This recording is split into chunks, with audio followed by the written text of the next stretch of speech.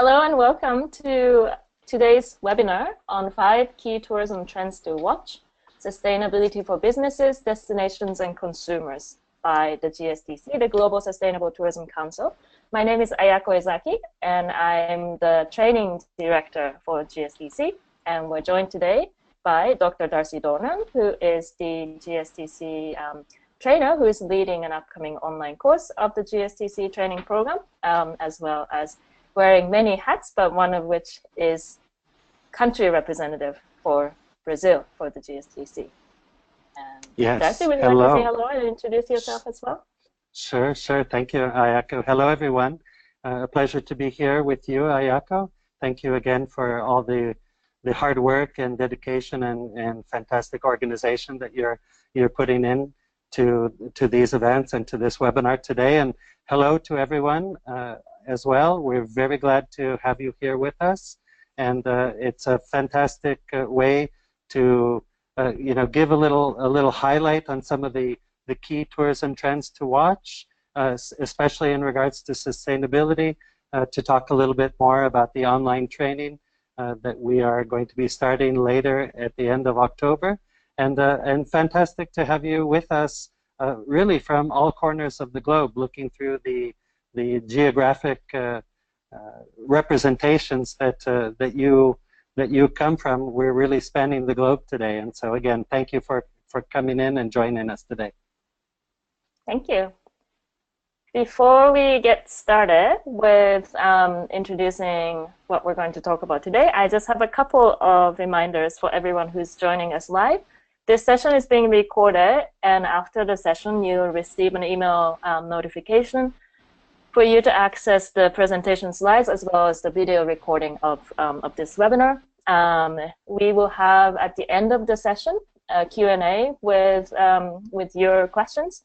If you have any questions that you would like to address, please feel free to use the questions section on your GoToWebinar control panel. You can type in your question, and we'll be monitoring your questions during the session and throughout the webinar. And most likely we'll bring those up at the end when we have the Q&A segment. And if you would like to also ask your question or make your comments or observations with audio, you can click on your name to raise your hand. There's a little icon for hand, and this means you would like to be unmuted, and if you do so, we'll be happy to unmute you either during the session or at the end at Q&A.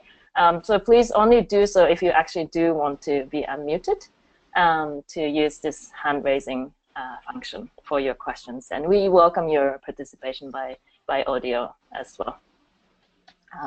So here's a quick outline on what we have prepared for you.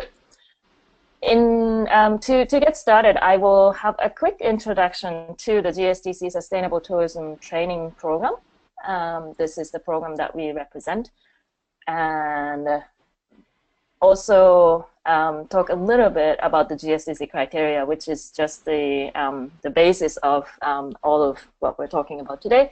And then we'll go into the key main topic of 5 key tourism trends, as well as some of the examples that we've come across and we gathered and discussed through our training program from around the world. And then, as I said, at the end, we'll have a Q&A at the end. So here's our, to get started, a quick introduction to the GSTC Sustainable Tourism Training Program. Our training program offers practical insights and effective steps to help you improve your sustainability practices. Our courses, both online and on-site, meaning face-to-face, are scheduled regularly throughout the year, and these are really designed to help tourism industry professionals improve sustainability practices. And one of the key objectives that we would like to highlight in terms of why we do our training program is really to take the GSTC criteria, which is the global global baseline standards for sustainability in tourism, and share ways and best practices to implement the recommendations of the GSTC criteria in action at your destination, within your organization, and in many different sectors of the tourism industry that you are engaged in. As you can see in this little chart, we offer different various options, both on-site and online, and also an option for you, once you complete the training class, to take the exam and receive at the end a certificate in sustainable tourism, which just helps to demonstrate the knowledge that you've gained. As I mentioned at the very beginning, the next edition of the online course is going to be starting at the end of October. These online courses are scheduled as facilitated 4-week-long courses with both on-demand and live components. And as I mentioned earlier as well, Darcy is going to be leading this edition of the upcoming online course. And I'm also happy to mention that we have on this live webinar today many from our alumni group, so to speak. Those of you who have participated in the previous editions of our online courses. So thanks for joining, and also thanks for continuing to be engaged in GSTC and what we do. Just a quick note on the upcoming training class. As Darcy mentioned, this live webinar is open to everyone, and we're really happy to see there have been more than 150 signups from around the world. The online course, however, as well as all of the training classes that we offer, have limited space in order for us to ensure quality and also the learning experience for participants. So we do recommend, if you're interested, that you sign up early to make sure that you do receive your seat. And the early bird registration rate is going to be available until September 20th, so you still have some days to take advantage of this offer as well.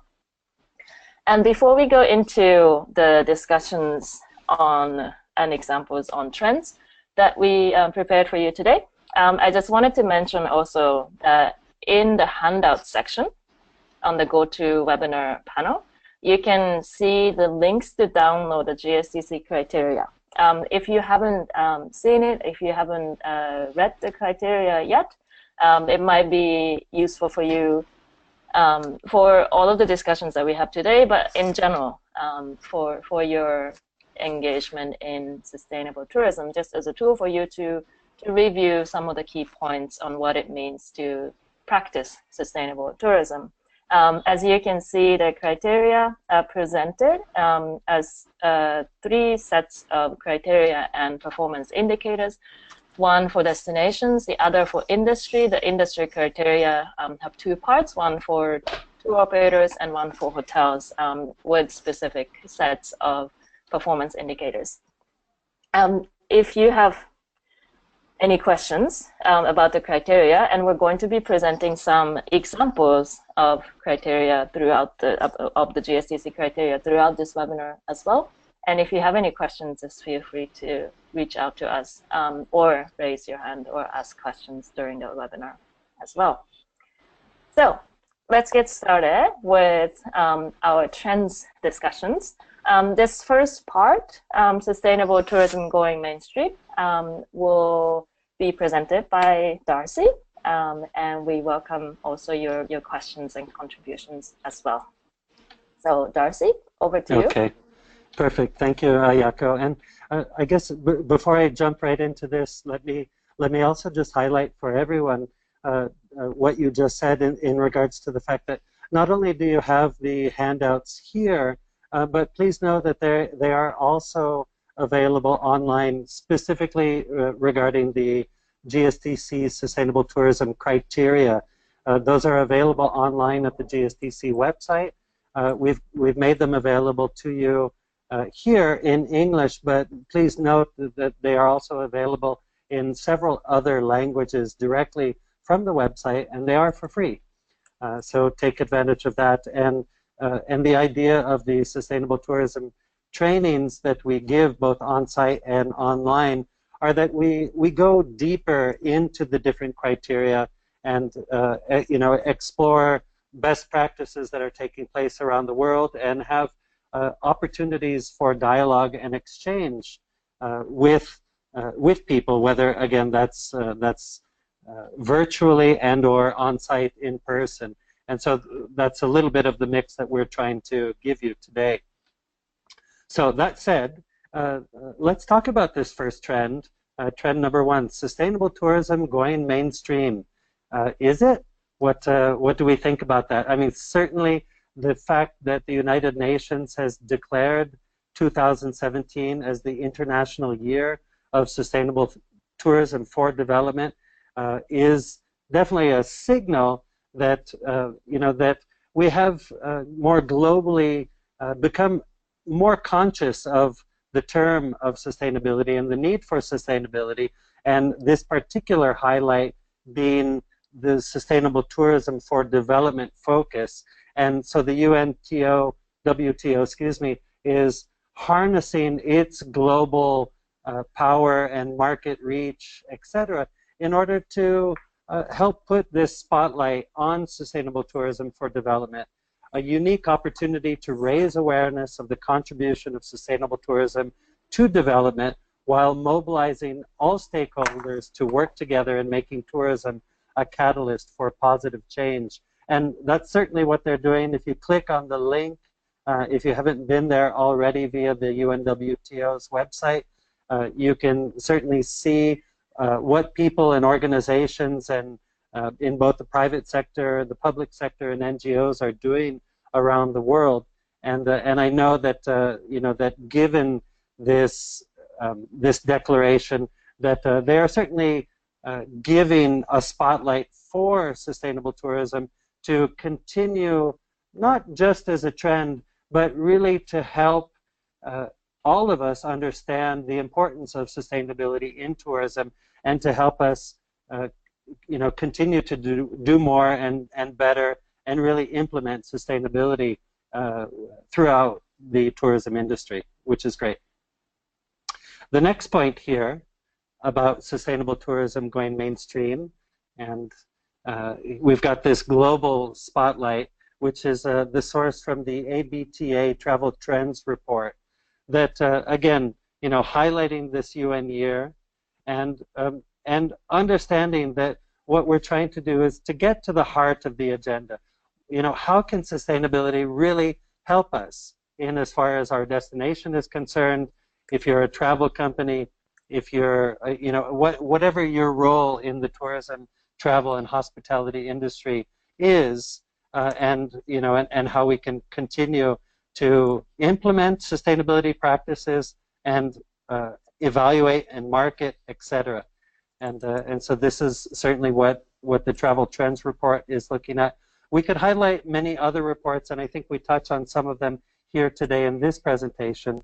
But again, the very fact that all of these industry associations are embracing sustainability, not only this year, but for the past years, is certainly also a good sign that the tourism industry is moving in the right direction.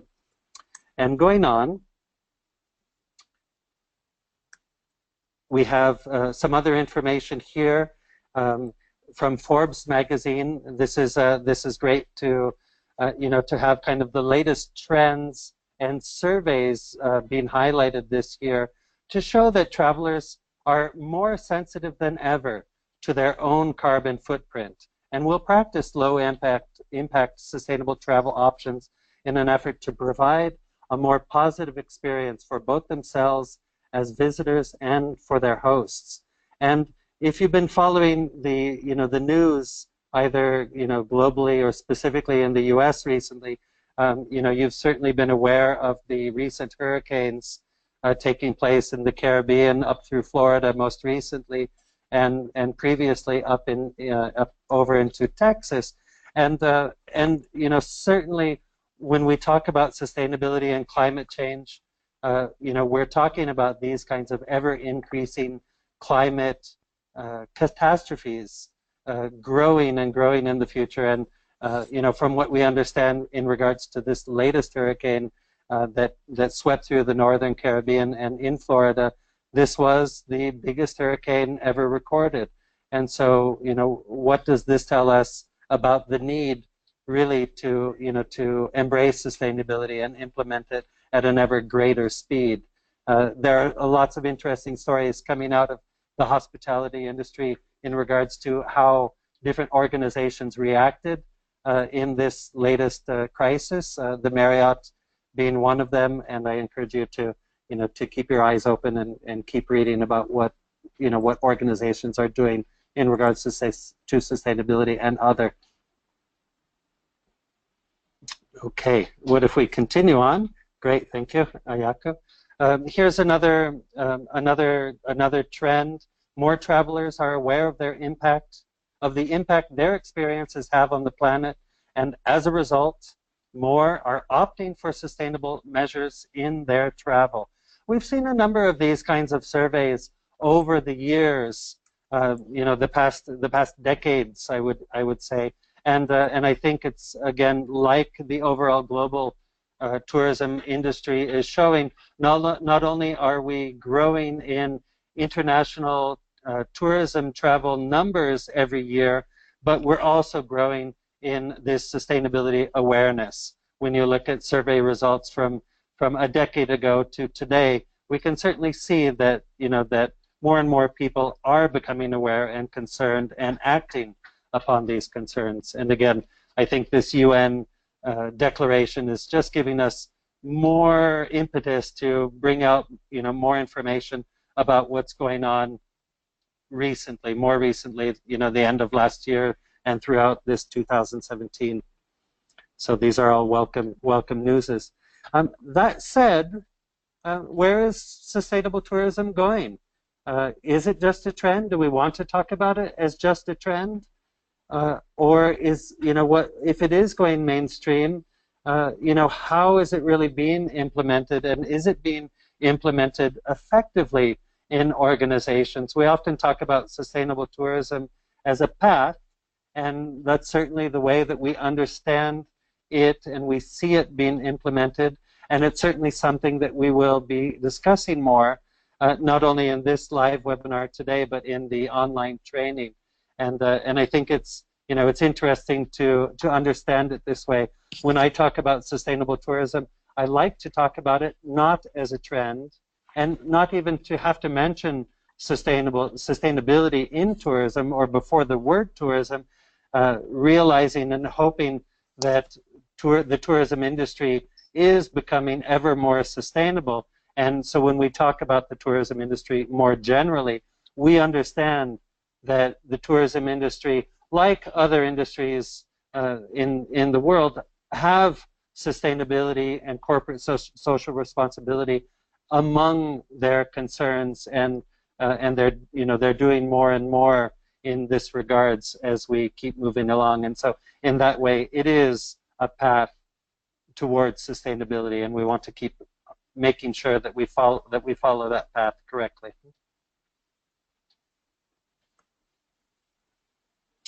Okay, and just to highlight again, for those of you who know, this is going to be a little review, but for those of you who haven't yet seen necessarily the GSTC criteria, this is one of them. It's specific to the industry criteria.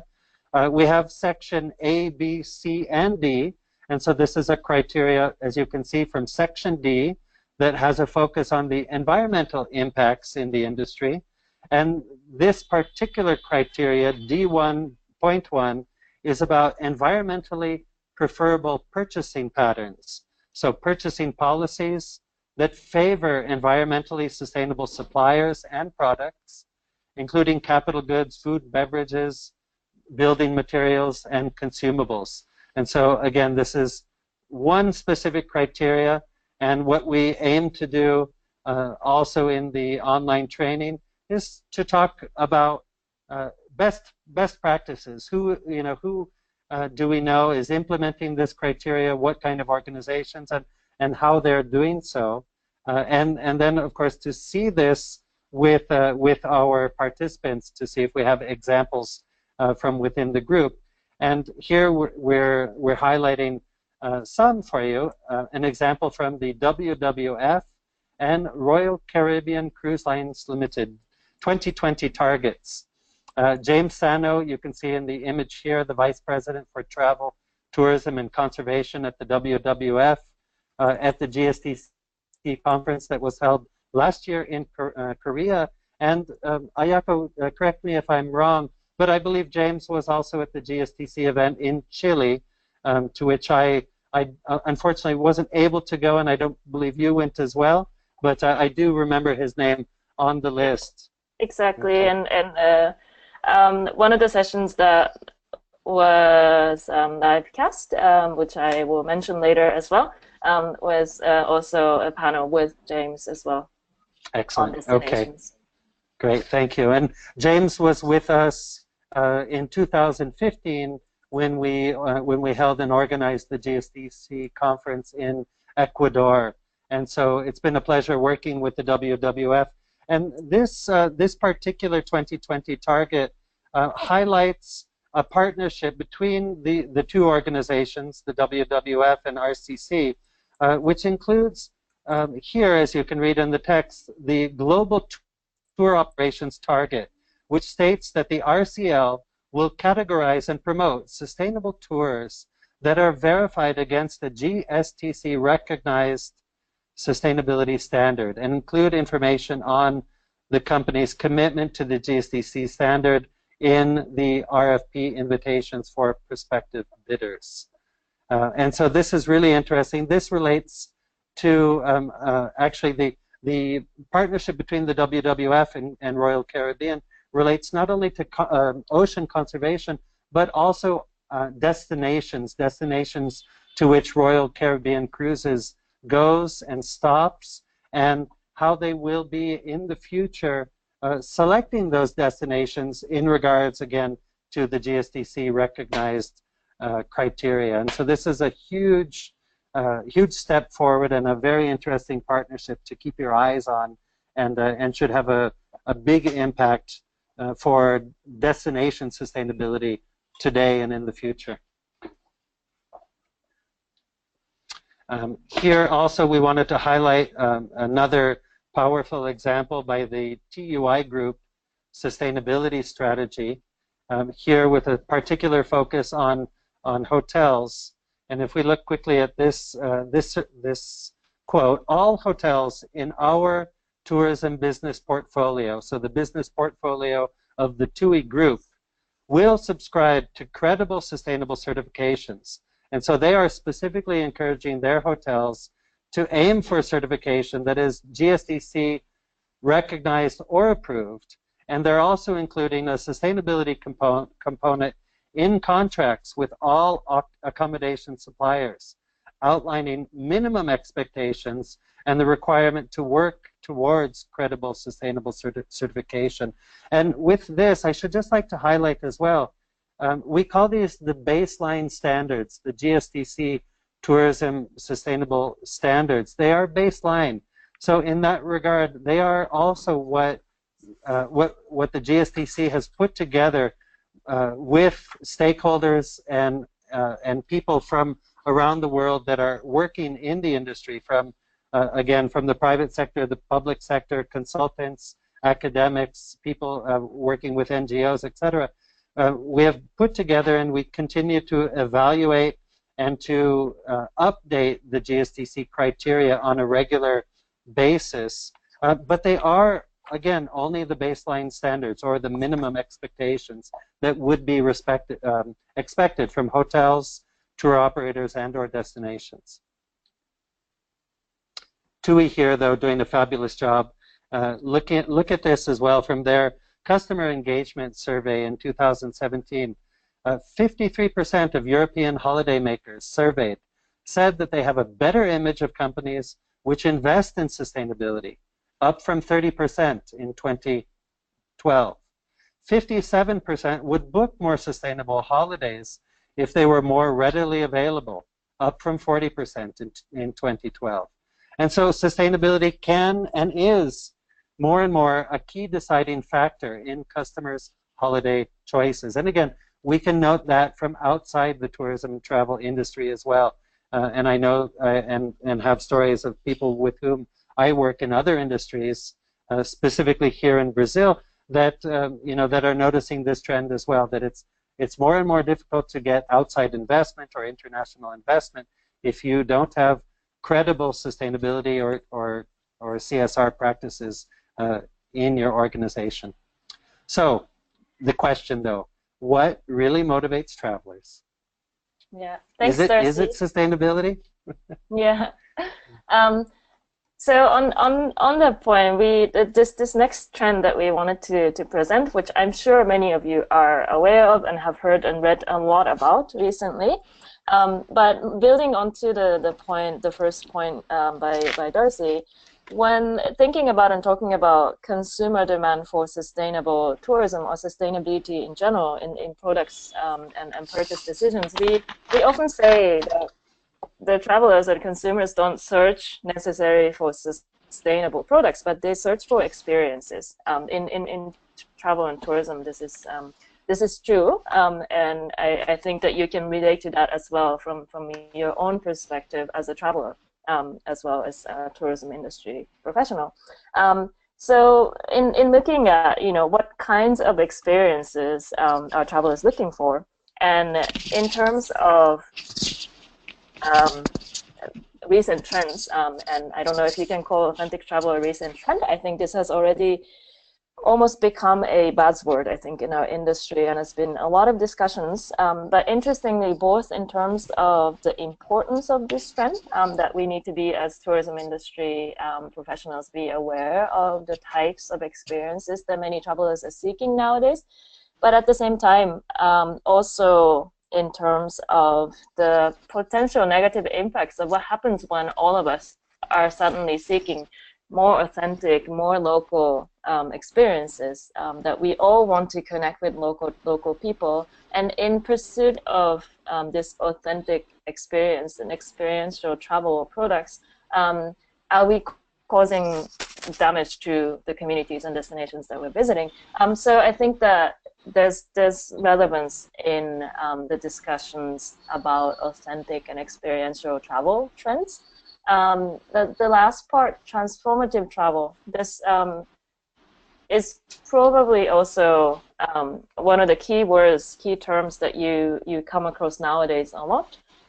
Basically, talking about going, I think, probably one step further from authentic travel trends, that many travelers are also seeking deeper transformations based on the experience that you have. So they want to have educational experience, they want to learn new things, they want to discover new perspectives by participating in the kinds of authentic and experiential travel experiences that they're seeking in destinations. And when they go back, because of the experience that they had, they want to be transformed. They want to discover new ways of implementing sustainability practices, for example, at home. And there was also an important and interesting study by ATTA, Adventure Travel Trade Association, on the motivations of adventure travelers, which put transformation at the top of many of these reasons why people seek adventure travel. So I think this is all important for all of us involved in tourism, whether adventure or sustainable. And in thinking about it, talking about authentic, local, experiential travel, and as well as trying to create transformative experiences for travelers, here are some of the recommendations by the GSTC criteria that are relevant to this discussion. In the section B about socioeconomic impacts of tourism, there's a part that discusses how tourism organizations can support local businesses in their business development and product development approaches.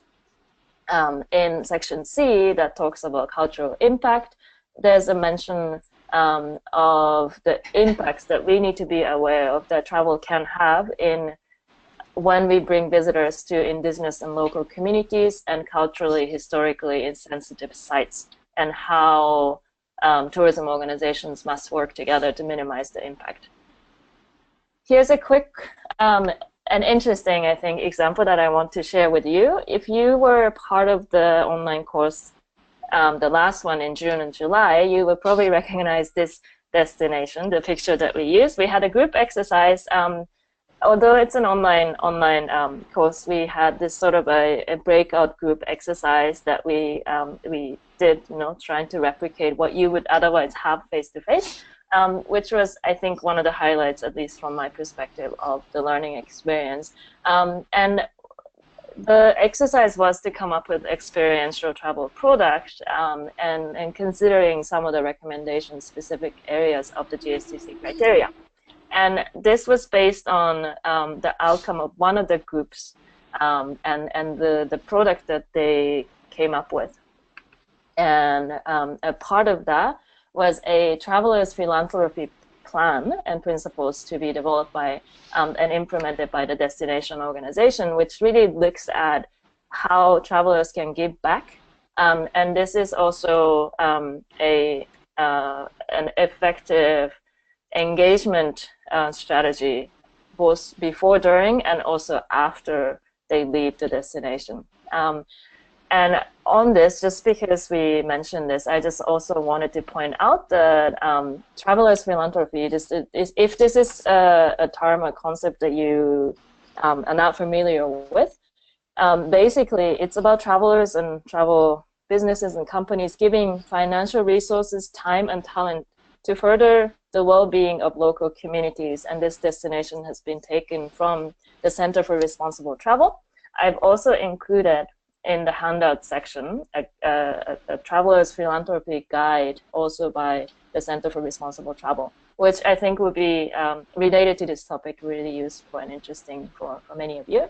But on the point on this topic of continuing to engage travelers and visitors who are seeking, many of them are seeking transformative experiences that they want to take home to and reflect upon and use to improve their lives. Here's an actual example that we have also shared through our training program from the South Island of New Zealand, Kaikoura. The Tree for Travelers project engages visitors while they're there to participating in tree planting and nature-based eco-friendly opportunities, projects.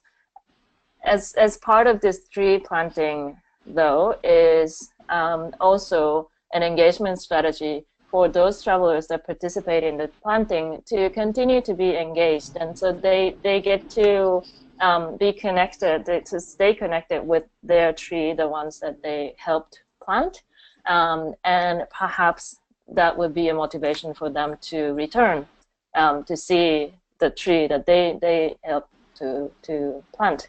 And so there's a lot of opportunities in approaches like this to engage travelers, and as we've learned from our latest trends in transformative travel, that are seeking these types of continued engagement with sustainable and experiential experiences that they find in destinations.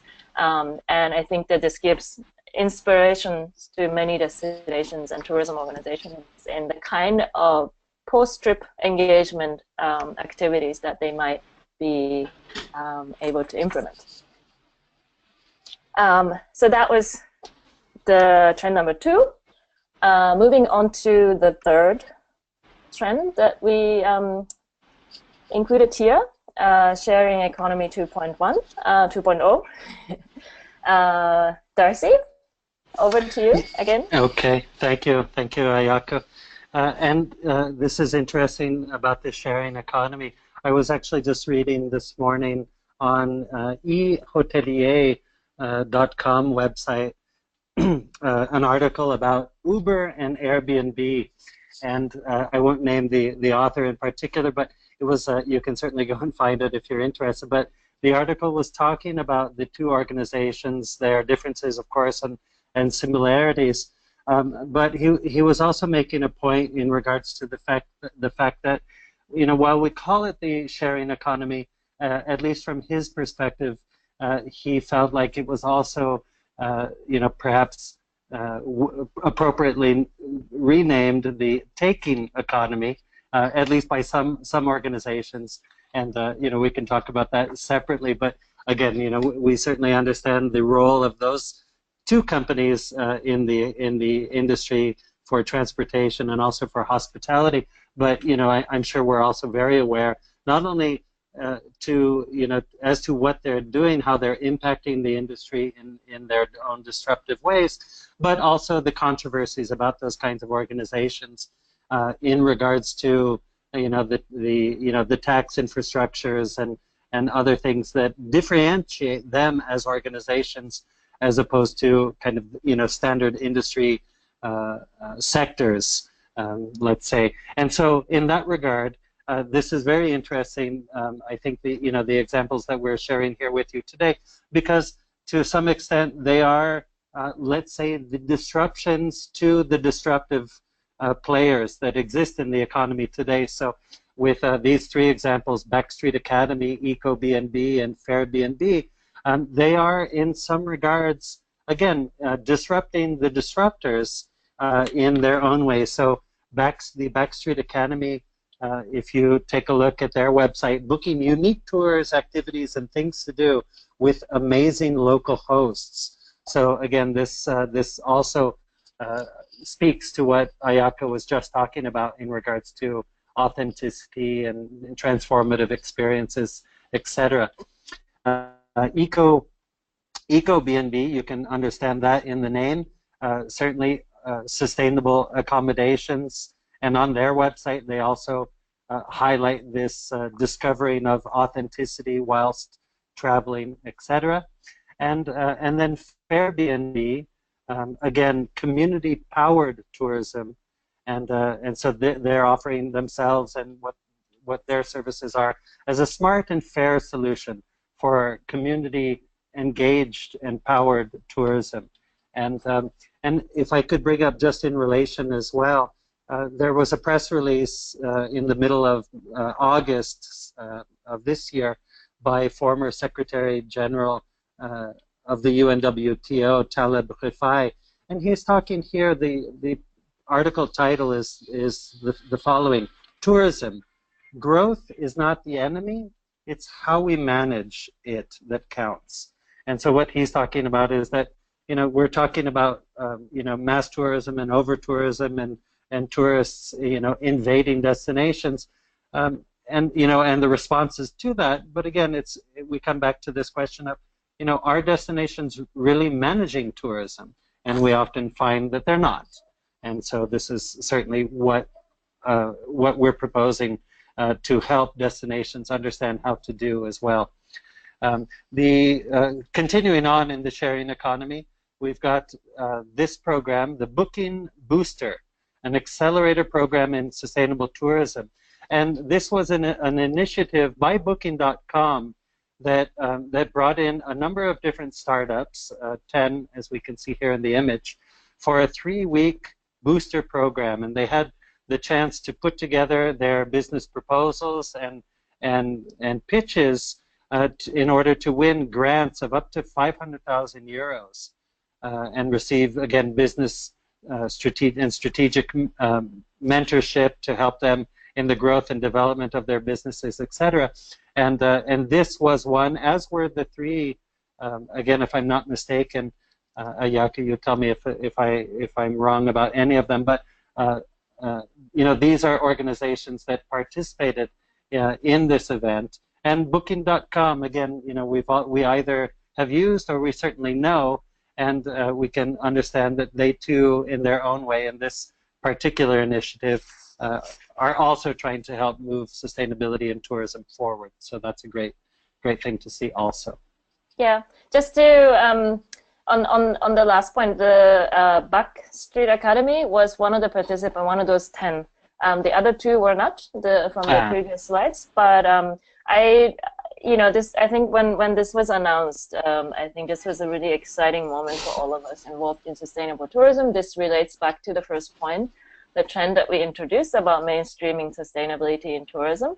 And I think if you haven't seen the list of these 10 startups, I think that you will all find it really interesting because I think it's really where the industry is going when we talk about sustainable tourism. And I think that, the ultimate goal is that all tourism becomes sustainable. And one part of the solution is innovation and technology and innovative ways of implementing technology. And I think that there are a lot of sort of young dynamic groups that are coming up with different ideas to address, like Darcy said, some of the issues that have come up because of over-tourism and other issues that we're seeing in destinations. So definitely recommend, if you haven't, to check out the participants of the Startup Accelerator program.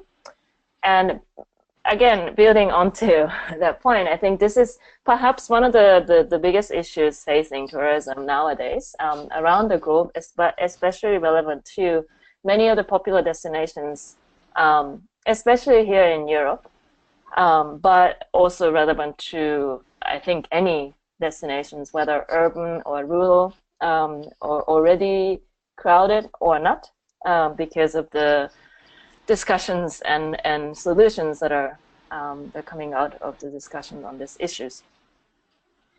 When we talk about sustainable tourism, I think one of the key issues, key points, is really the positive impact of tourism on local economies, and from job creations, so direct to indirect benefits, the economic benefits that they bring to local communities.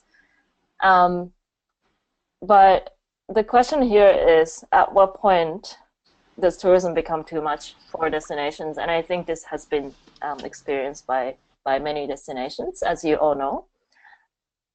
On the topic of over-tourism, here are some of the recommendations by the GSTC that I would like to highlight, and these are certainly not the only ones, as you can imagine, because I think an issue such as over-tourism really is about many aspects of tourism and tourism management, as Darcy highlighted.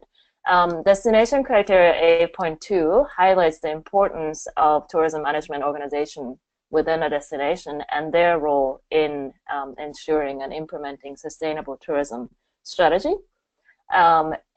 In the section B of the destinations criteria, the issue of local access is being discussed, which is also an important aside to some of the issues that we're seeing with over-tourism. When a destination is overcrowded with international visitors, local residents may lose access, or they may be impacted in a way that their ability to access important sites might be affected. And this is a criteria that addresses this point. In the section C of the destinations criteria, again, points about visitor management as well as visitor behavior management are addressed. And related to visitor behavior management, here's one example that perhaps many of you have already come across. The Venice Tourism, City of Venice's tourism organizations has created a campaign to promote responsible behavior by travelers with the hashtag Enjoy Respect Venezia. This is certainly, I think, a step in the right direction and a positive development to see, to highlight the issues that destinations face because of tourism travelers' behaviors. The other side of it, though, is I think that we also need to keep in mind that codes of conduct alone cannot be the solution. And for an issue like over-tourism that is so complicated, I think that there's no single solution that will solve over-tourism. And I think that this article that I posted here, I think it's an important point about trust between residents and visitors, and the relations that they have between each other, and positive and negative sentiments that they might have because of the experiences that they're having. I think that's something that needs to be considered by destination organizations, and perhaps, as this article suggests, creating codes of conduct, or maybe in a more extreme case, fines, for if you do this, you'll be fined X number of dollars or euros, is not the right approach, or it cannot be the only approach in solving some of the issues that the destination is facing. So how can be solve over tourism? And as I said, I don't think there is one single solution that can solve this major problem.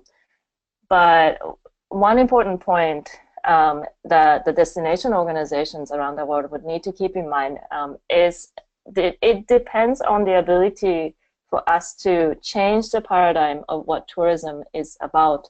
This is a recent quote taken from the global conference that was just held in Chile by Jonathan Tatler, who is, as many of you know, is the head of Destination Stewardship Center, and also part of the GSTC's Destinations Working Group. I think this really summarizes the importance of a more comprehensive approach in terms of tourism management that is needed by government bodies and tourism organizations. Quotas, entrance fees, fines, codes of conduct, these may be possible approaches that need to be incorporated into the strategy, but really the core part of it is that I think as destinations we need to realize that we cannot always use, for example, visitor numbers alone as the measure for success in tourism.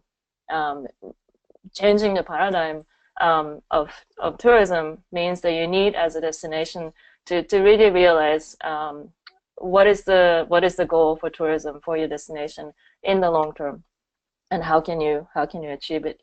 And really quickly, here's an example that I wanted to share from a recent article published in the Culture Trip from Dubrovnik in Croatia. We deserve to be a top quality destination. I think this is an excellent attitude towards addressing the issue of over-tourism. And as many of you know, this is a city that has faced a massive challenge because of it. And in terms of addressing the challenges that you have as a destination to ensure that you can deliver quality destinations, one key aspect of it is engaging both visitors and residents in the planning and management of the destination, in creating a better strategy for your destination. And here's, on that point, a good example of how such an approach may translate into a destination strategic plan from Visit Copenhagen. Maybe many of you have already seen this. The End of Tourism as We Know It, great title that really captures the essence of they want to, as a city, move from status quo to a people-based approach to tourism growth and management. I won't go through all of this. I will recommend this as a great example for many of you in terms of better managing visitor-resident relationships, as well as some of the specific techniques in visitor flow management, since we're running out of time. But this is, I think, one of the really exciting examples that we've seen in recent months that really demonstrates, and part of it is you can't manage what you don't measure, is what we say often in sustainable tourism. And I think that the strategy really incorporates, research approach and really working with experts in understanding what's happening because of the visitor numbers and why visitors visit and have certain behaviors, and using data to improve how they manage the city. Again, so recommend it for you to study the strategy and perhaps take inspirations. The last trend that we wanted to present to you is inclusive tourism. And I hope that we'll have enough time for questions as well. So Darcy, over to you again. Okay, I will be quick, Ayako, and please let me know if you're hearing me all right, because in the last 5 minutes or so you've been coming in and out for me. So if I happen to fade out for a moment, please please continue. Inclusive tourism. So certainly a growing and developing market. Tourism for all. Here we have some information in specific regards to what and how inclusive tourism the sector is bringing to the the UK tourism economy. And I won't go through these, but you can certainly take a look at them. And again, the understanding here is that it is growing, and that this is a market to which we want to continue to be paying closer and closer attention and implementing, again, best practices in a number of ways so that tourism does and continues to become more and more inclusive for all. Let's move along to the next slide. Here, in particular, is a message from David Scousill, the President and CEO of the WTTC, based in the UK.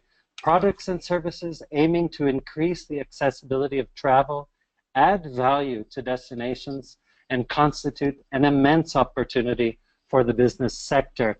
And at the end of this short section, I'll be sharing with you an example of exactly that, and it's exactly that that's going on both at the destination level and in the business sector of a particular case study here in Brazil.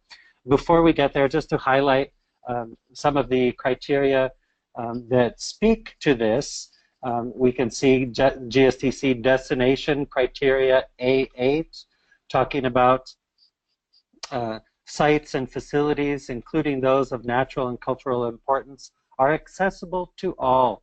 And we're not talking here, I won't read the rest again just because I know we are short on time, but we're not talking just about people with specific physical challenges, but we're talking really about accessibility for all.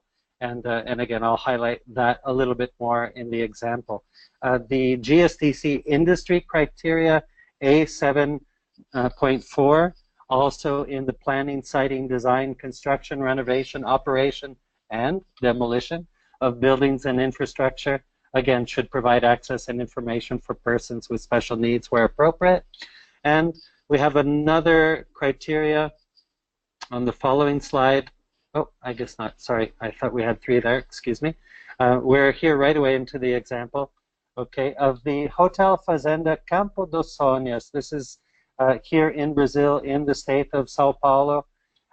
This is a lodging operation and attraction that, as you can see here in the image, with all the different, how can I call them, different insignias and logos, etc. This is an organization that has received a number of different awards, both locally, nationally, and internationally for their work in accessibility, not only in lodging, in their lodging infrastructure, but also on the attraction side. And so all of the attractions at this particular site are accessible. If you're hard of seeing, if you, if you're, let me say like this, it is truly accessible for all. Any kind of challenge that you may have, and this includes just being a small child, or if you're an older person, etc. And and it's quite amazing the work that they've done, and even tear-jerking and provoking when you see and go to their website and see some of the videos about the fabulous work that they're doing to really be a site that is all-inclusive. And so this has been an amazing business structure and strategy for this particular site and operation, and they've been so successful that they are having spin-off effects in the business economy at other lodging operations within within the city and the region, and the destination itself, again, is feeling that value added, and the destination also of Socorro, which is the name of the city in which this particular site, Campo dos Sonhos, is located, is also actively engaging in becoming a destination that's accessible for all. Here are some photos, again, of the specific site, and you can see the different kinds of activities that people can engage in, no matter who they are and what kind of challenges they have. Great. Thanks so much for presenting this case study. I know that this is something that is really close to you, and you have closely worked with. And I think that this last trend that we talked about with accessible tourism and inclusive travel, I think this is one of the more challenging best practices to implement if you haven't already, because it really deals with infrastructure and existing structure of building and so on. Change takes time. However, I think at the same time, it's also among the most exciting areas of sustainable tourism, where you see literary experiences expanding to include many people who would otherwise not have had the joys that we have the privilege to enjoy in these great destinations. So without further ado, we have some questions already that I would like to make sure that we share in the remaining time. The first one, really quickly, a comment. John Philippe, thanks for joining. Has mentioned that the Booking.com program that we mentioned earlier, there was a winner that was identified through this challenge to the booster program, and Local Alike is the winner, and it's a startup based in Thailand that, as the name suggests, really promotes local experiences. So that's something for many of you to check out. Related to the discussions about over-tourism and how destinations manage tourism, here's a comment from Julian. Some destinations such as Botswana, Bhutan, and Rwanda have adopted a low-volume, high-yield model by making travel very expensive by reducing the number of travelers while still benefiting from the economic effects of tourism. This policy has been quite successful, particularly in Botswana, for example. However, some people feel that making travel to these places an elite pursuit has a negative overall effect. People who would never see a mountain gorilla may not care very much about conserving them. What do you think? In response to this, I wanted to also point out the discussion that I highlighted earlier from the GSTC global conference in Chile. There was a session with Jonathan as the moderator that really talks about these issues about over-tourism and destination management. And one point that he made, which I thought was also interesting and in line with this comment, is destinations often cannot rely only on making tourism expensive as the only solution to addressing overcrowding issues that they're facing. As Julian mentioned, in some countries, this has worked as a strategy for managing their tourism. But I think that a key point is that at the fundamental level, many destinations that don't currently have a good strategy to manage visitor flow or visitor numbers would need a comprehensive approach, not just relying on one single approach to address over-tourism.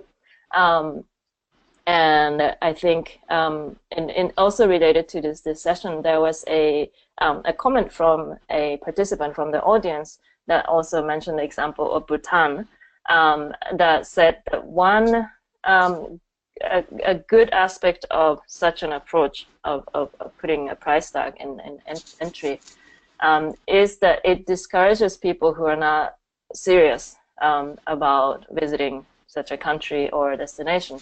And that might be something to consider as well for a destination to be selective, or to consider more about the types of travelers they want to receive because of the wishes of the local residents or because of needs such as conservation and so on.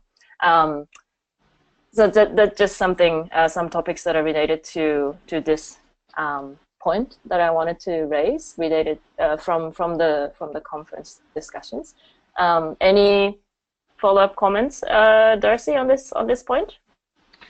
I think it's a great question, and I certainly appreciate your highlighting what Jonathan Day, what his response or part of his response to the question was, and I think it's important to highlight because as a business, when you have different products and services, it's never advised to put all your eggs in one basket, and certainly that would be the same.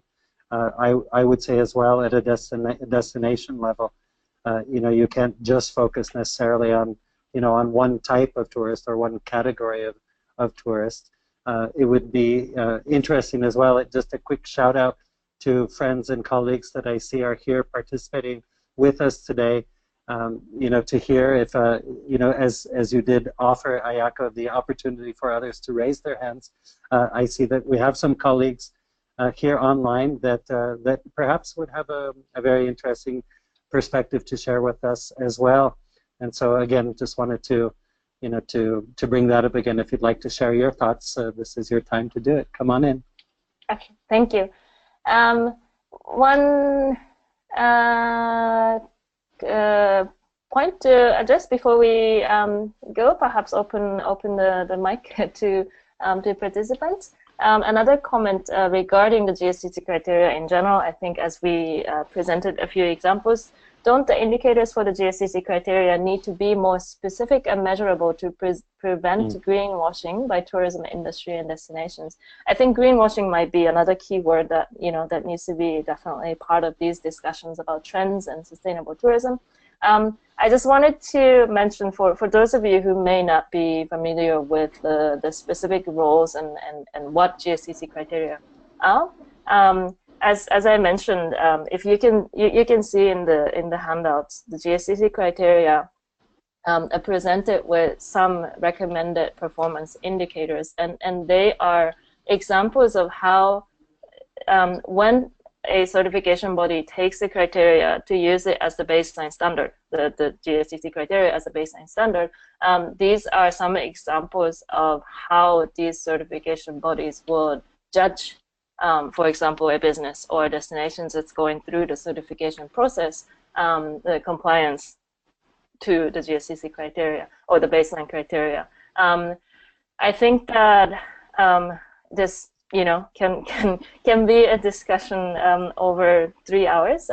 But I think the one point that I would like to mention and highlight related to this is that GSTC criteria as the baseline standard are really designed to be inclusive but general, because it has been developed as for the purpose of being a tool for destinations and other organizations to adapt to their specific context in their own countries and destinations or regions, in terms of looking at specific cultural significance of certain parts, or some of the key issues that are affecting some of the regions more than the others.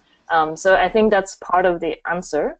I think preventing greenwashing, I think that's also another really big important issue that we are facing in our industry, that we didn't cover today, but also certainly worthy of sort of getting I think more attention in terms of trends and issues that are facing sustainable tourism. So thank you for that comment.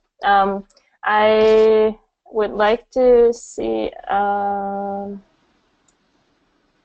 some answer.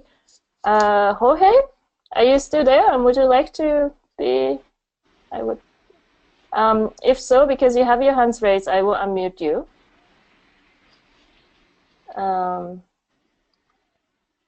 Jorge, congratulations. Welcome. Hola amigos, how are you doing? Hello. Hey, Ayako. Thanks for unmuting me. Greetings from Chile. We have just Yes. finished the seminar, the Congress here with a lot of succeed and a lot of new visions and always, you know, improving and learning from each other ones. Just a short point of view. I think we have to approach the matter of promotion versus planning. The reality of our country, it has been Chile so much devoted to promote the destinations, Yes. but we never, ever thought that inviting so much people into the house that we should have learned how many people can we fit inside the house. So I would suggest for all the audience that is here that we need to encourage our local governments that planning is essential, and promoting without planning is a total disaster. Thank you for Yes. adding this important point. And building onto the comment by Jorge, I just wanted to also mention Leila had a comment question about being selective tourists, and then the comment that I raised earlier about destinations being considering different types of visitors they would like to have. And on this point, I would like to recommend this article, which I will include in the follow-up email when we send the recording of this webinar, by Professor Xavier Font. I'm sure many of you know him, Yes. about over-tourism and some of the solutions the cities are working towards, and that talked about exactly the point that Jorge raised: marketing and promotion and the visitors. And one point that I think that you can maybe, as an example, take is if a destination focuses on, for example, perhaps they would like to have more Chinese tourists, you know, but and investing in promotion specifically targeting Chinese travelers. What does that mean for example, a city in Europe? Long haul, that means more carbon footprint. If Chinese travelers are new to your city, that means first-time visitors that would likely be seeking a certain type of activities that are more touristy, as opposed to repeat visitors from other parts of Europe that might seek out other areas of other local experiences in the city, and so on. And here's a clear example of how marketing and promotion can perhaps influence the city and the destination's approach to being more selective, or targeting more smart in a more smart way, specific types of travelers. And not just in terms of where they come from, but also, you know, a matter of messaging, you know, and to attract hopefully more responsible types of travelers. And as I said, I recommend this article to many of you who are interested in this topic of over-tourism, and I will include this in the follow-up email. With that, I would like to thank everyone for joining and also staying through the end, as we went a little bit over the scheduled time. Sorry for those of you who have commented or raised hand, but I wasn't able to address during this live time. I hope we continue our discussions online through our LinkedIn group of the GSTC. I hope many of you consider joining us, GSTC, as a member, so we can participate in many more interactive opportunities like this. And of course, hopefully some of you will consider joining our next online course with Darcy.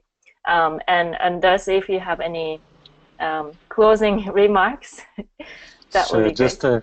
okay, thank you, Ayako. Just an echo of what you were saying. Thank you very much, everyone, for coming to participate today. We certainly look forward to your continued participation, whether it's in the online course that's coming up, in future on-site or online courses, and or otherwise getting more involved with the GSTC. As Ayako is saying, you can certainly do that through the LinkedIn group, but there are many ways in which you could get otherwise involved with the GSTC via any of our committees, etc. And so again, thank you for participating and your valuable time today. Thank you, Jorge, for coming in to talk with us as well. Congratulations once again on your fabulous work with the GSTC annual event in Chile and everything else that you do. And I would just like to take this opportunity as well to extend to you again our invitation to participate with us in the upcoming training program. And perhaps this time we'll be able to get you in depending on where you are in the world. So again, thank you, Ayako, and we look forward to seeing you again soon. Bye-bye. Thank you, everyone. Have a great rest of the day.